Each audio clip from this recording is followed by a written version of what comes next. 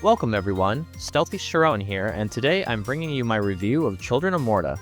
With 11-Bit Studios as the publisher, Dead Mage developed and released their game in September of 2019, and to this day are still adding new stuff and periodical updates. Children of Morta is a roguelike action RPG where the player controls the family of the Bergsons, guardians of the realm and defenders against the encroaching corruption that has been plaguing the land. Out of the RPG genre, action RPGs aren't really my favorite, but I found myself really liking this one because of the features Dead Mage implemented to keep the game feeling fresh for the most part. As usual, I'll start with the presentation and graphics of the game. I thought the pixel art in Children of Morta was pretty good, especially with their emphasis on nice lighting. I think this worked especially well with the story they wanted to tell because of the darkness from the corruption trying to taint the world. However, that being said, I would have liked to see some more vibrant areas. The Bergsons' home and haven between dungeon delves is bright and colorful with some really high attention to detail. In comparison to the dungeons, I thought they felt a bit drab. The three areas the Bergsons travel to are a sprawling cave system, a desert city, and a steampunkish city built into a mountain. All of these three areas give off a dark and/or limited color palettes. Obviously, this design choice was done to convey the contrast between the house acting as a sanctuary and the rest of the world succumbing to the corruption. Although, I think a bit more color or some areas that offered a slightly different tone would be welcome. But again, this doesn't mean I think the pixel art itself is bad. I especially like the animations for the characters for their fighting actions, but also at home. Initially playing the game, I liked panning over the house to see what each family member was doing because they had several animations for their various activities. I thought the music in this game was pretty good too. I really liked the more orchestral sounding pieces because I thought they were used to great effect, especially in specific story moments.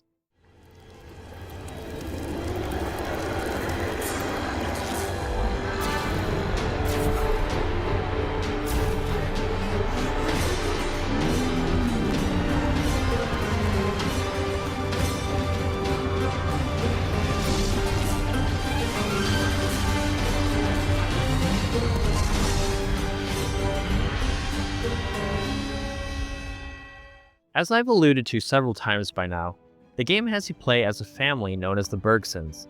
These are the guardians of Mount Morta, and they take it upon themselves to stem the tide of corruption, trying to worm its way into the world to destroy everything. The family does this by traversing the land to 3 distinct areas and freeing powerful spirits to aid them in their quest. As they do this, the player learns more about the corruption, its origins, and how to stop it. Within the dungeons, the player can experience other special events that can affect the story and gameplay.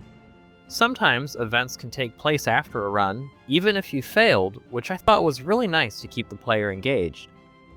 The story can be bleak at times and features slightly mature themes which I wasn't expecting, but were good to keep the tension and peril grounded in the story setting. The themes of family and love piqued my interest in this game as I thought it was a neat concept that isn't usually done in this large-scale relationship dynamic.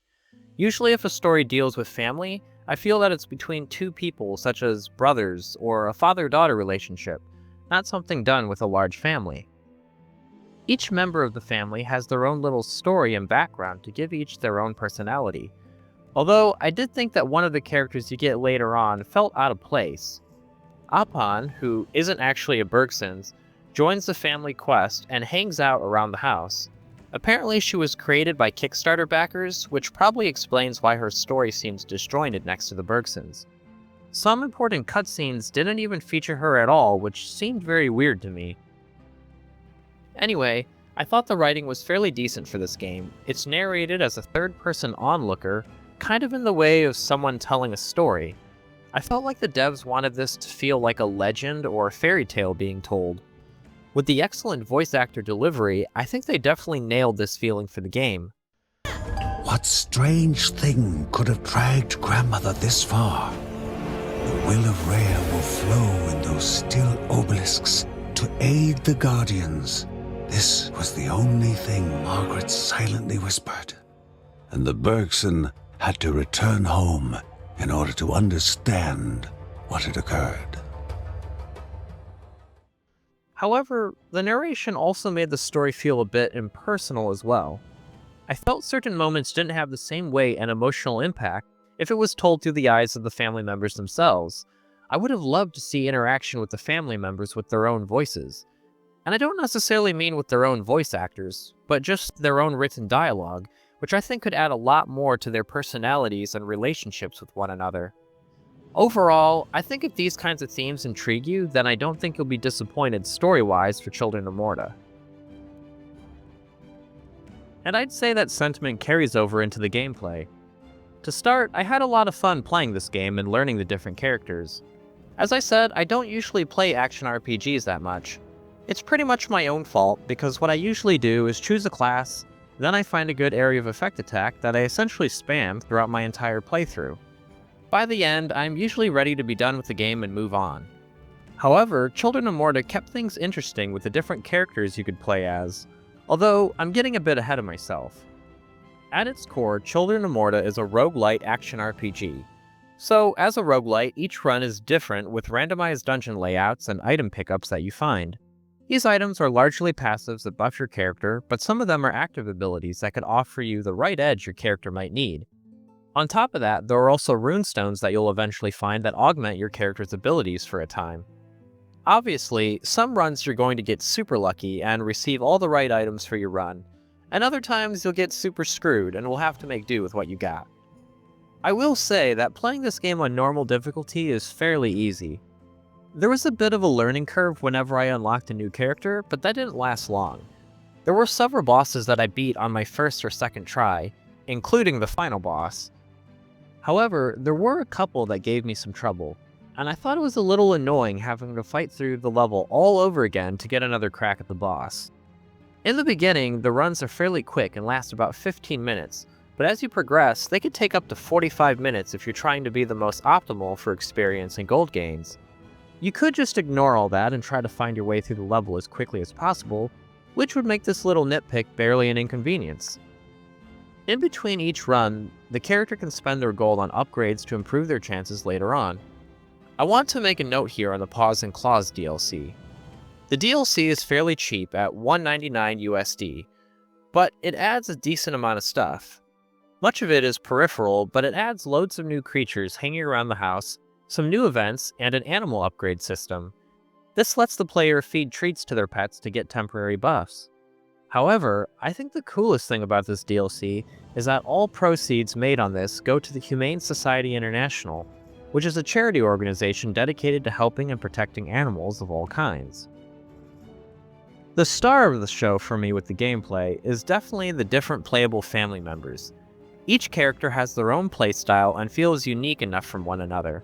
There are 7 characters in the base game, and they all have their own skill trees that can be upgraded and customized to further define the combat style of each one. I like trying out the different characters, and the game actually forces you to experiment because of an implemented fatigue system that affects the character's ability to perform. Also, by leveling up each character, you improve the entire family as well because each member has passives that can buff the entire roster of playable characters. My favorites would have to be Lucy and Mark, which are the youngest and eldest children in the Bergsons family, respectively. Lucy is a fire mage that fires off her projectiles really fast, but she has to stand still when attacking. Upgrading her can basically transform her into a rapid-firing machine gun that rains down hell bullets on your enemies. Mark, on the other hand, is an agile monk whose combat style has him attacking and dodging as he moves gracefully from enemy to enemy. Although, all of them were fun to play, and I look forward to returning to the game at some point and trying out different builds for each character.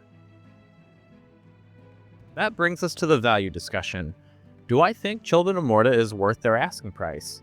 You bet I do.